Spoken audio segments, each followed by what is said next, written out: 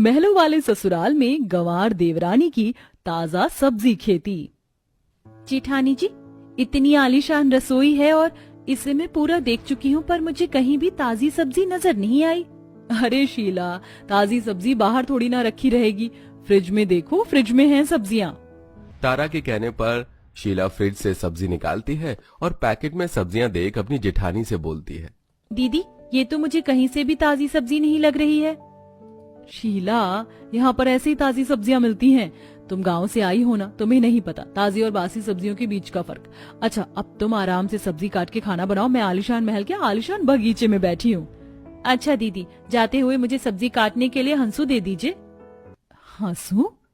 ये क्या होता है? यहाँ पर चाकू रखा है, उसी से सब्जी काटो। पर मुझे चाकू से सब्जी काटना नहीं आता।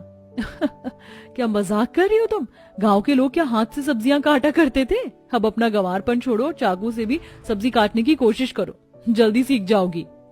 तारा अपने गांव की देवरानी का मजाक बनाकर वहां से चली जाती है और शीला जैसे तैसे सब्जी बनाकर बाहर आती है और वो देखती है कि बाहर इतना बड़ा गार्डन है पर कहीं भी सब्जियां नहीं है, सिर्फ पेड़ पौधे हैं। ये देख शीला को अपने गांव की याद आती है, जहां वो अपने हाथों से पेड़ पौधों को पानी दिया करती थी।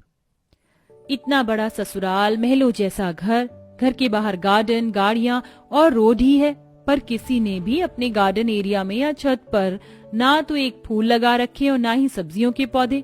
काश कि यहाँ पर भी मैं अपनी सब्जियों की खेती कर पाती। शीला को न सिर्फ ससुराल में बासी सब्जियां मिलती हैं, बल्कि उसे गंवार होने का ताना भी मिलता है। अब इसी तरह कुछ दिन बीत जाते हैं और एक दिन, माँ, भाभी, ये लो, मैं सब्जी ले आया। मैं सब्जी ले आया हूँ, पर कल से आप लोग खुद मॉल से सब्जी लेकर आना, मैं बहुत थक जाता हूँ।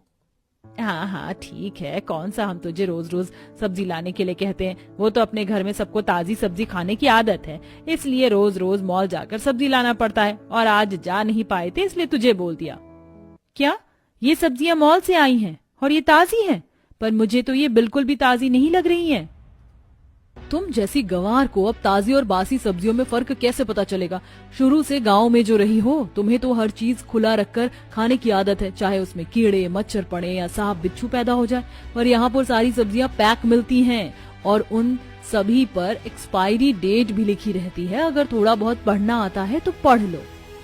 तारा की बातें सुनकर शीला को बहुत बुरा लगता है और वो चुपचाप अंदर चली जाती है। ऐसे ही कुछ दिन बीत जाते हैं और एक दिन जब घर में पोछा लगाने के लिए शीला को पोछा नहीं मिलता तो वो अपने पुराने कपड़े से पोछा लगाने लगती है, जिसे देख एक बार फिर अर्चना और तारा उस पर तंज कसने लगते हैं। अरे बहू, हमने घर में मॉप क्यों रखा हुआ है? इस महल